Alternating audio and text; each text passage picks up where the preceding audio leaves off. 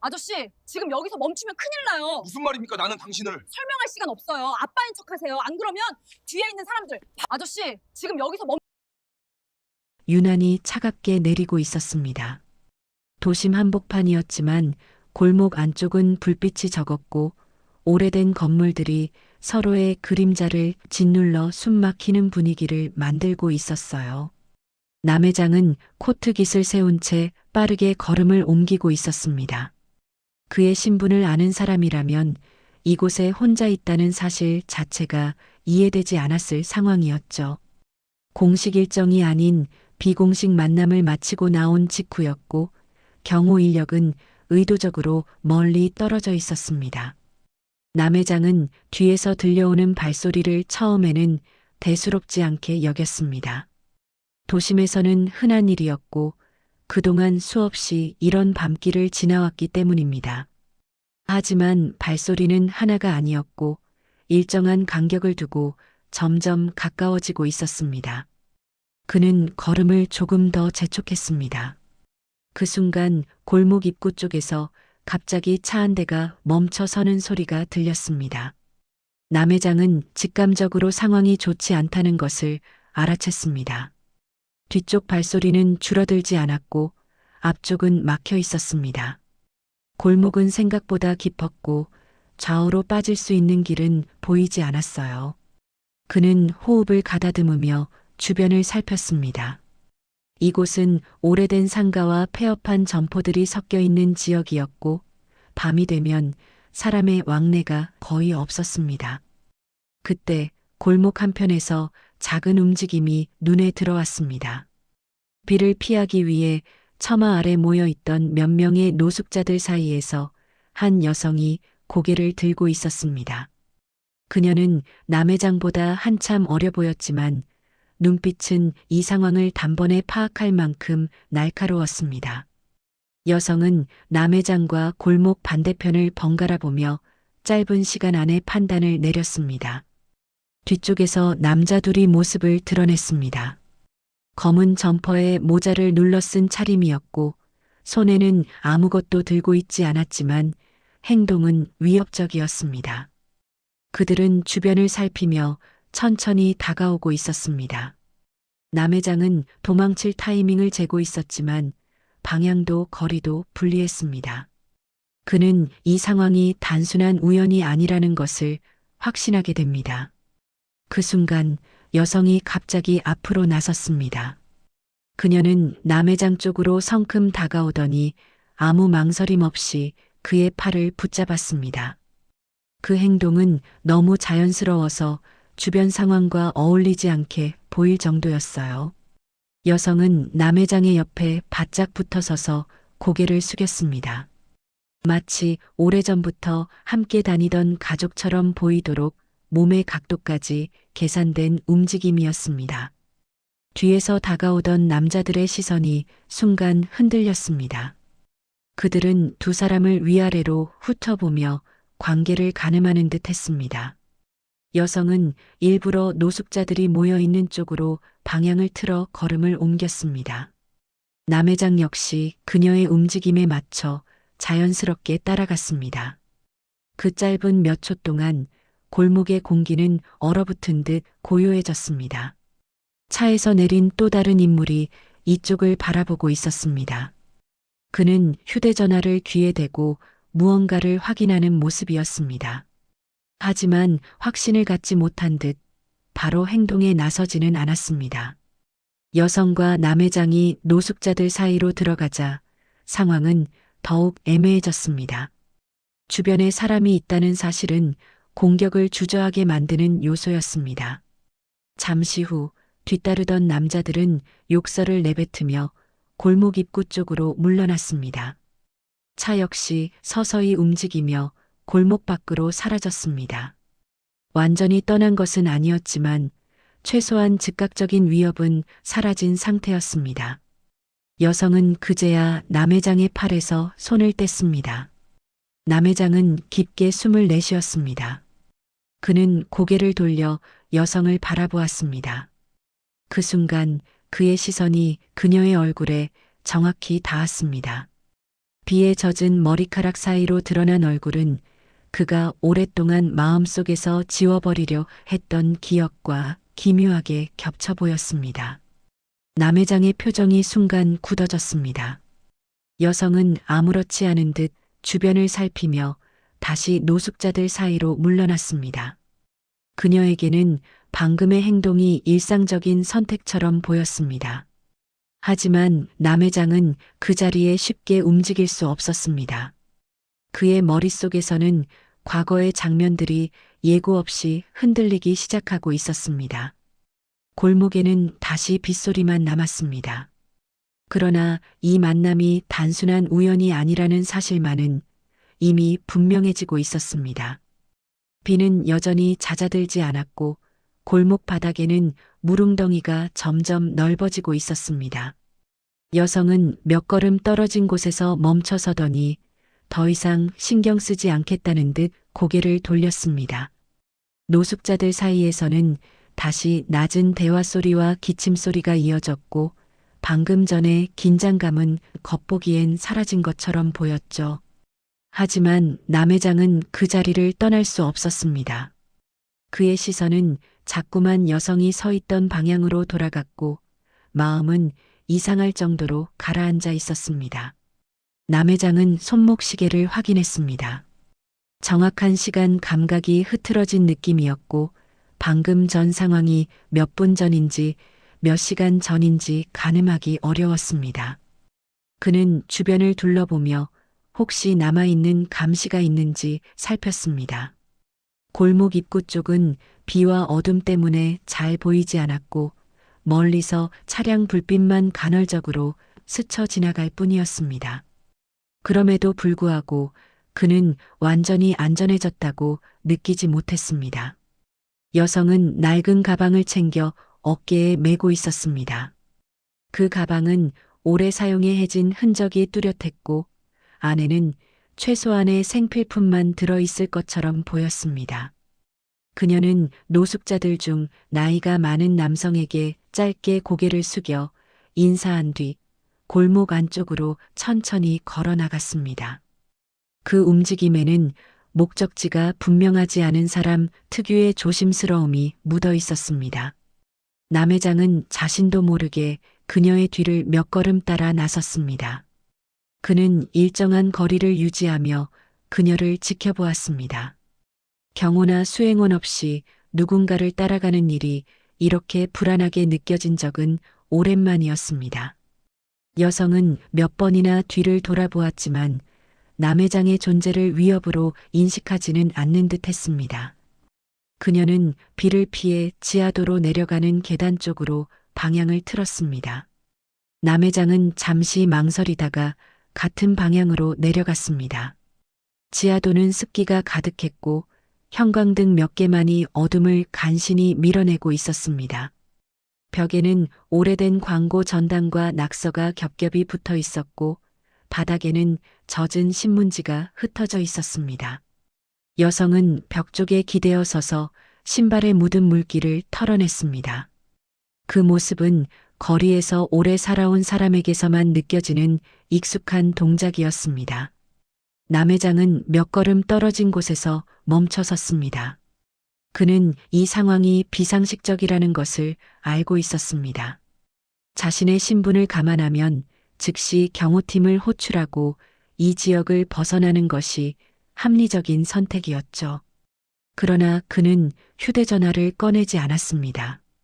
오히려 여성이 가진 정보 그리고 그녀의 존재 자체가 마음을 붙잡고 놓아주지 않았습니다. 그녀의 얼굴에서 느껴졌던 기시감은 단순한 착각으로 넘길 수 있는 수준이 아니었습니다. 여성은 잠시 남회장을 바라보다가 시선을 피했습니다. 그 눈빛에는 경계와 무심함이 섞여 있었고 도움을 받거나 감사를 기대하는 기색은 없었습니다. 남회장은 그녀가 자신을 어떤 사람으로 인식하고 있는지 가늠하려 했습니다. 그녀에게 그는 단지 운이 나쁜 밤에 엮인 중년 남자일 뿐이었습니다. 그 사실이 오히려 그의 마음을 더 복잡하게 만들었습니다. 지하도 반대편 출구 쪽에서 발소리가 들렸습니다. 둘 이상의 사람이 천천히 내려오고 있었고 걸음의 리듬이 일정했습니다. 여성은 그 소리를 듣자마자 몸을 굳혔습니다. 그녀는 벽에서 떨어져 남회장 쪽으로 한 발 물러섰습니다. 본능적으로 위험을 감지한 반응이었습니다. 남회장 역시 소리의 방향을 주시했습니다. 형광등 아래로 어둠 속 실루엣이 서서히 드러났고 그중 한 명은 익숙한 체형이었습니다. 골목에서 그들을 위협했던 인물 중 하나였습니다. 그는 지하도를 내려오며 주변을 살피고 있었고 아직 두 사람을 발견하지는 못한 상태였습니다. 남 회장은 이 상황이 끝나지 않았다는 사실을 분명히 깨달았습니다. 여성은 빠르게 주변을 살폈습니다. 지하도에는 숨을 곳이 많지 않았고 반대편 출구까지는 거리가 있었습니다. 그녀는 남 회장을 한번 바라본 뒤 기둥 뒤쪽으로 몸을 숨겼습니다. 그 행동은 자신만 살기 위한 선택처럼 보이면서도 동시에 남 회장을 노출시키지 않으려는 배려처럼 보이기도 했습니다. 남 회장은 그녀의 판단을 조용히 따라 기둥 반대편에 섰습니다. 발소리는 점점 가까워졌습니다. 그 사이 남 회장은 머릿속으로 가능한 모든 상황을 계산하고 있었습니다. 도망, 충돌, 구조 요청, 그 어떤 선택도 완벽하지 않았습니다. 그리고 그 계산의 중심에는 이제 자신의 안전뿐 아니라 이름조차 모르는 이 여성의 존재가 자리 잡고 있었습니다. 그는 이 밤이 예상보다 훨씬 길어질 것임을 직감하고 있었습니다. 지하도의 공기는 눅눅했고 발소리는 콘크리트 벽에 부딪혀 더 크게 울려 퍼졌습니다. 남 회장은 기둥 뒤에서 숨을 고르며 시야를 최소한으로 유지했습니다. 형광등 불빛 아래로 검은 점퍼를 입은 남자 둘이 모습을 드러냈고 그들의 시선은 바닥과 벽을 빠르게 훑고 있었습니다. 그들은 이 공간에 누군가 있다는 확신은 없었지만 놓칠 수 없는 무언가를 찾는 태도였습니다. 여성은 기둥 반대편에서 몸을 낮춘 채 가방을 열었습니다. 그 안에는 물병과 얇은 담요, 그리고 접힌 서류 몇 장이 들어 있었습니다. 그녀는 서류를 급히 접어 담요 속에 숨기듯 넣었습니다. 남 회장은 그 행동을 보며 그녀가 단순한 노숙자가 아니라는 확신을 굳히게 됩니다. 남자들 중 한 명이 지하도 바닥에 떨어진 물자국을 발견했습니다. 비에 젖은 발자국은 두 갈래로 갈라져 있었고 하나는 기둥 쪽으로 이어지고 있었습니다. 그는 손짓으로 동료에게 신호를 보냈습니다. 두 사람은 소리를 낮춘 채 서로의 위치를 바꾸며 접근했습니다. 남 회장은 주머니 속에서 휴대전화를 꺼내려다 멈췄습니다. 지금 이 순간 통화를 시도하는 것은 위치를 노출시키는 행동이었습니다. 그는 대신 벽면에 붙은 안내도를 빠르게 살폈습니다. 지하도는 오래되어 비상 출구 표시가 흐릿했고 출구까지는 최소 수십 미터는 이동해야 했습니다. 여성은 남 회장의 시선을 느끼고 고개를 아주 조금 끄덕였습니다. 그 행동은 계획이 있다는 신호처럼 보였습니다. 그녀는 바닥에 놓인 빈 캔 하나를 발끝으로 살짝 밀어 반대편 통로 쪽으로 굴렸습니다. 캔은 형광등 아래를 지나며 금속 소리를 냈습니다. 남자들의 시선이 동시에 그 소리 쪽으로 향했습니다. 한 명은 즉시 캔이 굴러간 방향으로 이동했고 다른 한 명은 잠시 자리에 남아 주변을 살폈습니다. 그 틈을 이용해 여성은 기둥을 돌아 남 회장 쪽으로 다가왔습니다. 그녀의 움직임은 빠르면서도 소리가 나지 않았습니다. 남 회장은 그제야 그녀가 거리에서 어떻게 살아남아 왔는지 이해하게 됩니다. 그녀는 환경을 이용하는 법을 알고 있었고 위기 속에서 판단이 빨랐습니다. 두 사람은 말없이 같은 방향을 바라보며 타이밍을 재고 있었습니다. 기회는 길지 않을 것이 분명했습니다. 잠시 후 캔을 따라간 남자가 아무것도 발견하지 못한 채 되돌아오기 시작했습니다. 그의 표정에는 짜증과 의심이 섞여 있었습니다. 그는 동료에게 손짓을 하며 이쪽으로 이동하자고 신호를 보냈습니다. 포위망은 다시 좁혀지고 있었습니다. 여성은 남회장의 팔을 아주 가볍게 잡았습니다. 그 접촉은 불필요한 동작이 아니었고 이동 방향을 알리는 신호였습니다. 그녀는 기둥 뒤쪽의 어두운 통로를 가리켰습니다. 안내도에도 표시되지 않은 관리용 통로였습니다. 남회장은 짧은 순간 판단을 내렸습니다. 이 여성을 믿는 것이 합리적인 선택인지 위험한 도박인지 계산할 시간은 없었습니다. 그는 고개를 끄덕이며 그녀의 움직임을 따랐습니다. 두 사람은 형광등 불빛을 벗어나 어둠 속으로 몸을 옮겼습니다. 뒤쪽에서 남자들의 목소리가 커졌습니다. 그들은 서로 위치를 확인하며 지하도를 완전히 장악하려 하고 있었습니다. 그러나 이미 두 사람의 모습은 어둠 속으로 사라진 뒤였습니다. 남회장은 이 선택이 되돌릴 수 없는 방향으로 사건을 밀어가고 있음을 느끼고 있었습니다. 관리용 통로 안쪽은 생각보다 좁았고 천장은 낮아 허리를 약간 굽혀야 했습니다. 습기와 먼지가 섞인 공기가 코끝을 찔렀고 벽면에서는 오래된 배관에서 물방울이 떨어지고 있었습니다. 여성은 앞장서서 조심스럽게 발을 옮겼고 남회장은 그녀의 뒤를 일정한 간격으로 따랐습니다.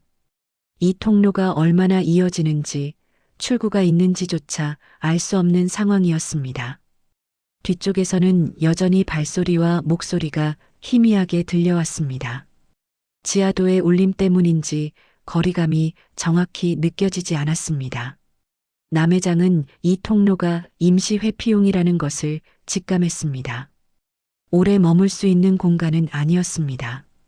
여성은 잠시 걸음을 멈추고 벽에 손을 대었습니다. 그녀는 배관 사이에 숨겨진 작은 철문을 찾아냈습니다.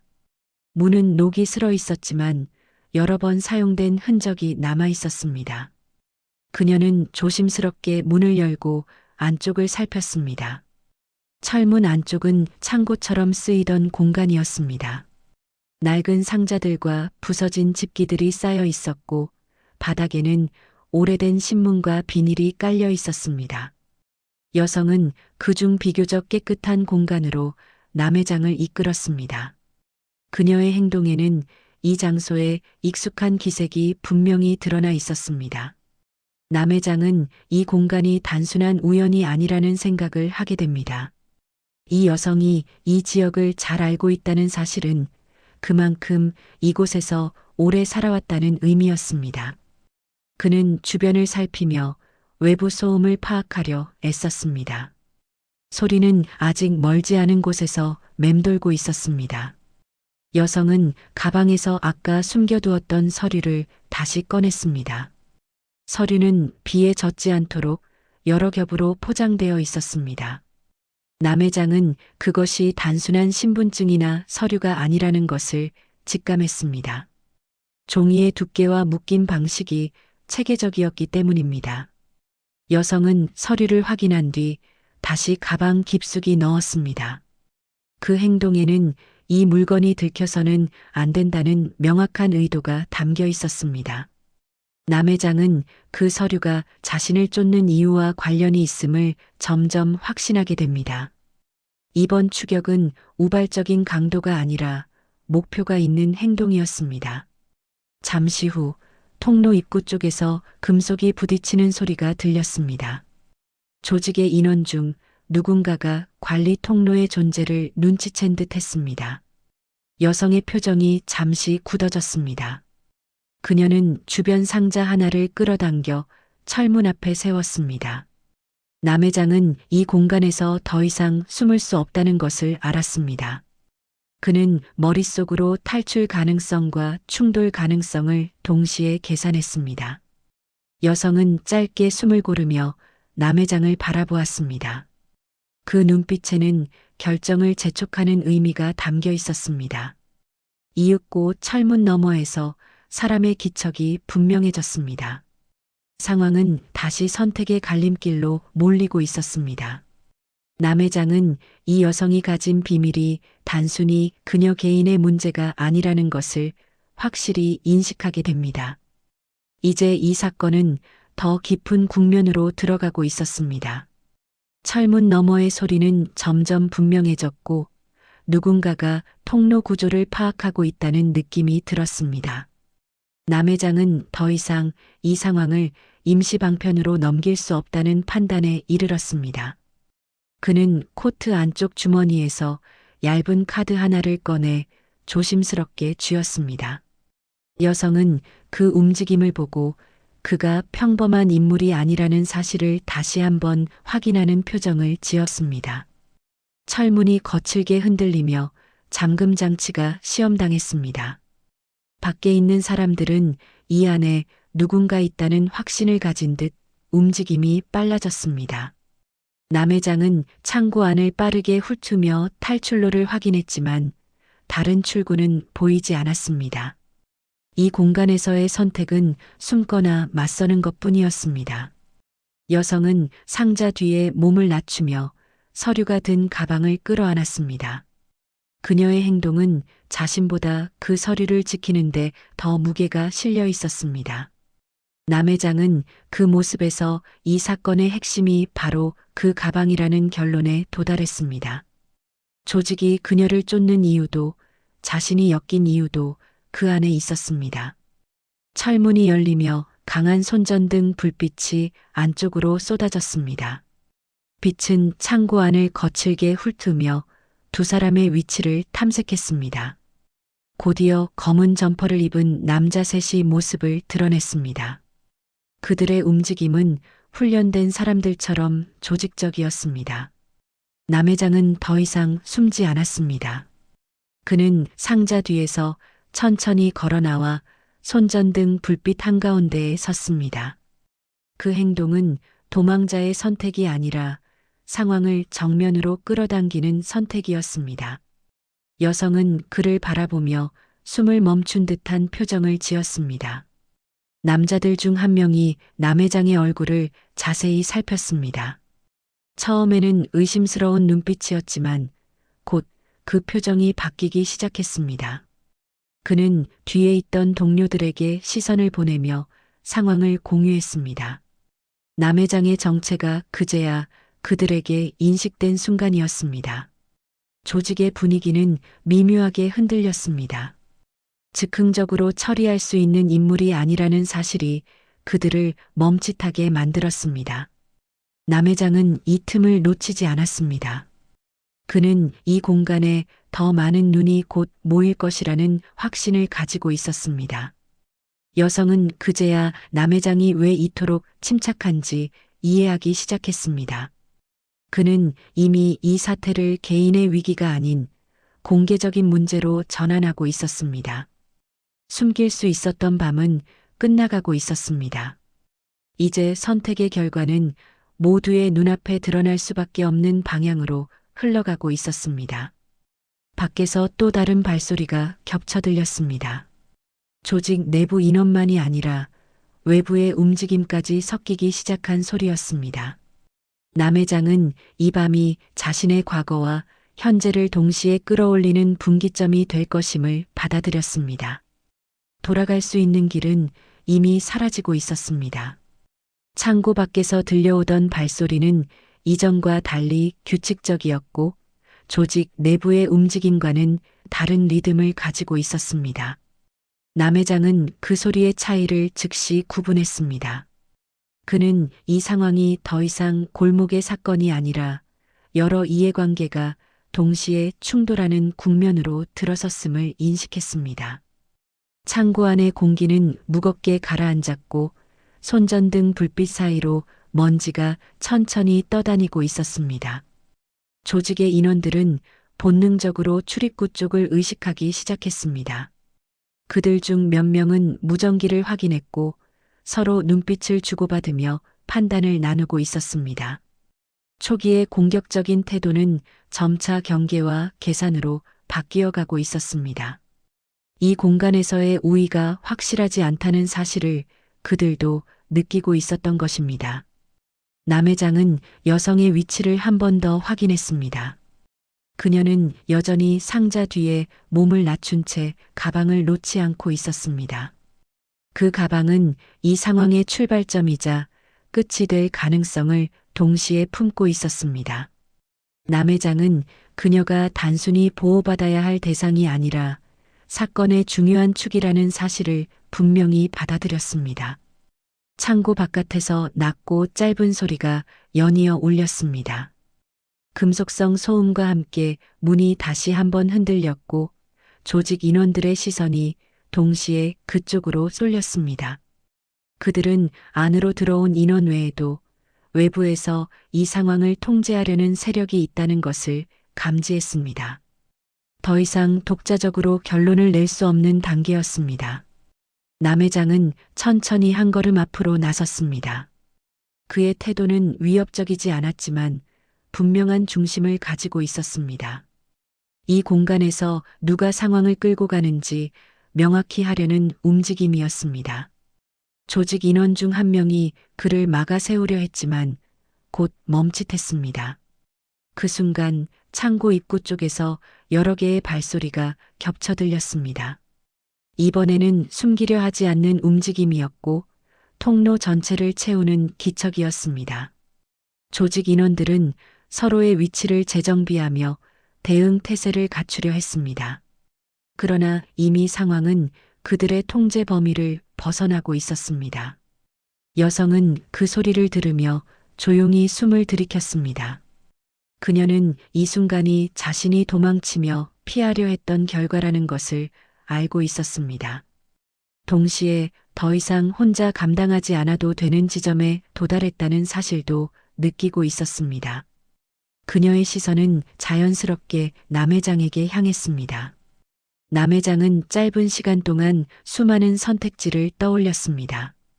개인적 보호, 조직적 대응, 그리고 공개적인 책임까지 모두 계산에 포함되어 있었습니다. 그는 이 사건을 덮는 대신 드러내는 쪽이 장기적으로 더 많은 것을 지킬 수 있다는 결론에 도달했습니다. 그 판단은 이미 되돌릴 수 없는 방향을 가리키고 있었습니다. 창고 안의 긴장감은 극한으로 치닫고 있었습니다. 누구도 먼저 움직이지 않았지만 모든 인물은 다음 순간이 결정적이라는 사실을 알고 있었습니다. 이 공간에서의 선택은 곧 외부 세계로 이어질 것이 분명했습니다. 질서는 흔들리고 있었고 새로운 국면이 열리기 직전이었습니다. 창고 입구 쪽의 움직임은 이내 분명한 형태를 갖추기 시작했습니다. 어둠 속에서 여러 명의 실루엣이 겹쳐 보였고 그들의 동선은 혼란스럽지 않았습니다.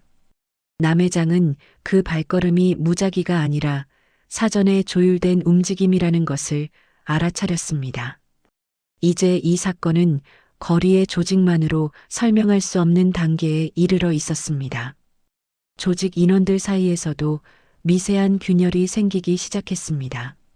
일부는 상황을 벗어나려는 기색을 보였고 일부는 끝까지 버티려는 태도를 유지하고 있었습니다. 서로 다른 판단이 동시에 작동하면서 통일된 행동은 점점 무너지고 있었습니다. 남회장은 그 균열이 커질수록 충돌 가능성도 커진다는 사실을 인지했습니다. 여성은 상자 뒤에서 조심스럽게 몸을 일으켰습니다. 그녀는 가방을 열어 서류를 다시 확인했고 종이의 가장자리를 손끝으로 눌러 정리했습니다. 그 행동에는 떨림이 있었지만 망설임은 없었습니다. 이 서류가 어떤 결과를 불러올지 이미 알고 있는 사람의 태도였습니다.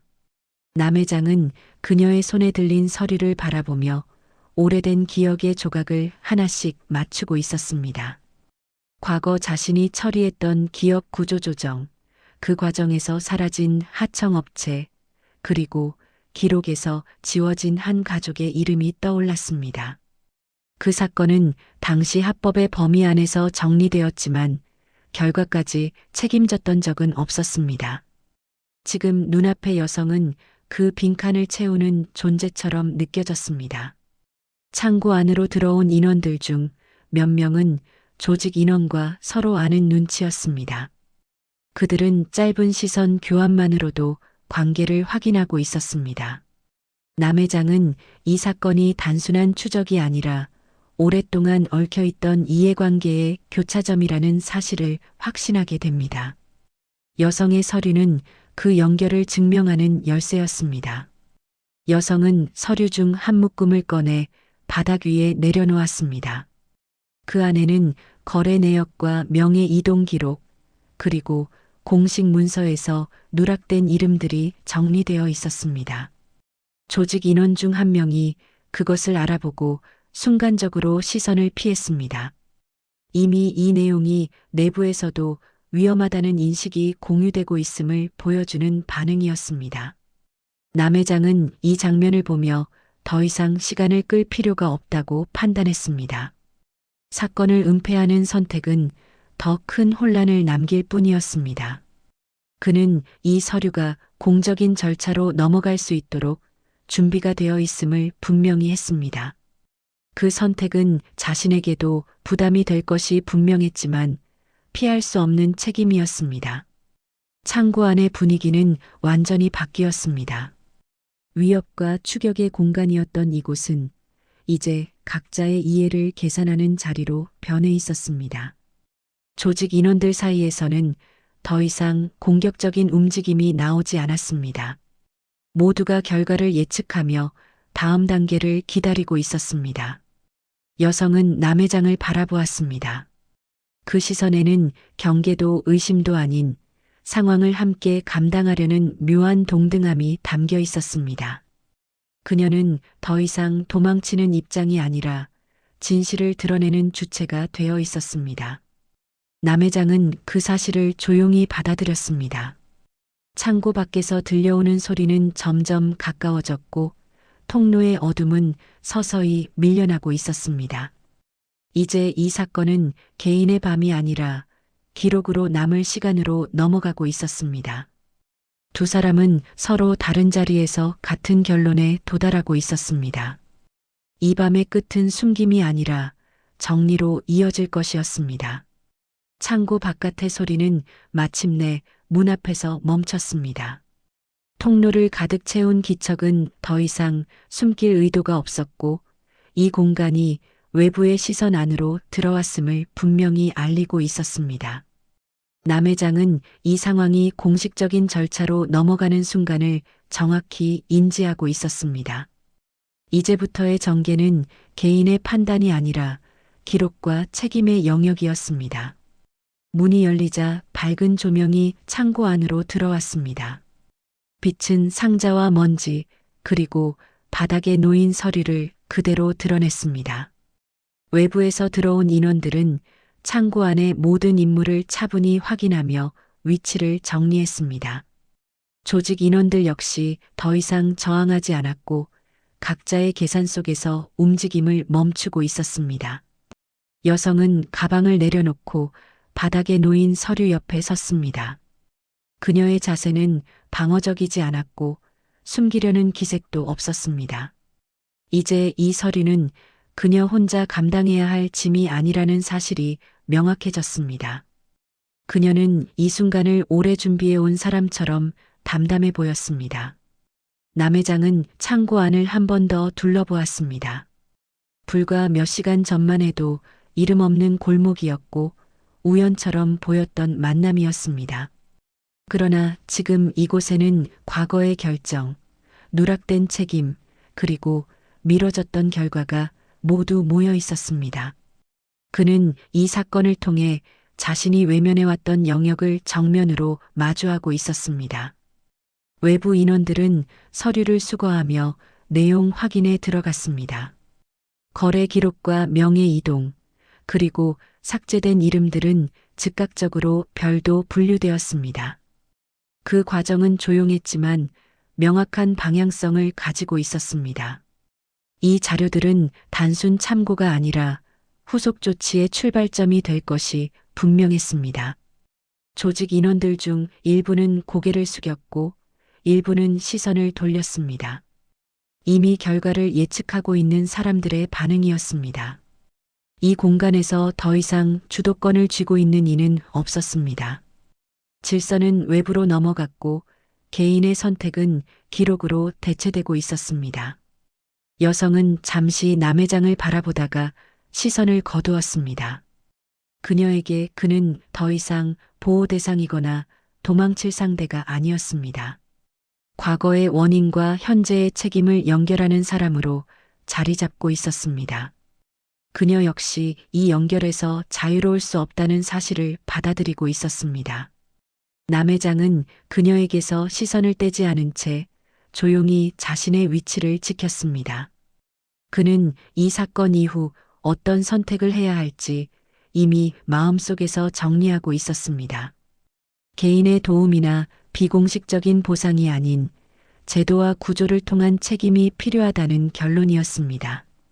그 선택은 쉬운 길이 아니었지만 가장 오래 남을 길이었습니다. 창고 안의 사람들은 하나둘씩 밖으로 이동하기 시작했습니다. 비는 여전히 내리고 있었지만 골목의 어둠은 더 이상 위협적으로 느껴지지 않았습니다. 이 밤은 끝나가고 있었고 사건은 새로운 단계로 넘어가고 있었습니다. 숨겨졌던 시간은 기록의 시간으로 바뀌고 있었습니다. 마지막으로 남은 공간에는 상자와 물기, 그리고 잠시 전까지의 긴장만이 남아 있었습니다. 여성과 남회장은 각자의 자리에서 같은 사실을 인식하고 있었습니다. 이 만남은 우연으로 시작됐지만 끝은 선택으로 남게 되었습니다. 그리고 그 선택은 앞으로의 삶을 조용히 그러나 분명하게 바꿔놓을 것이었습니다.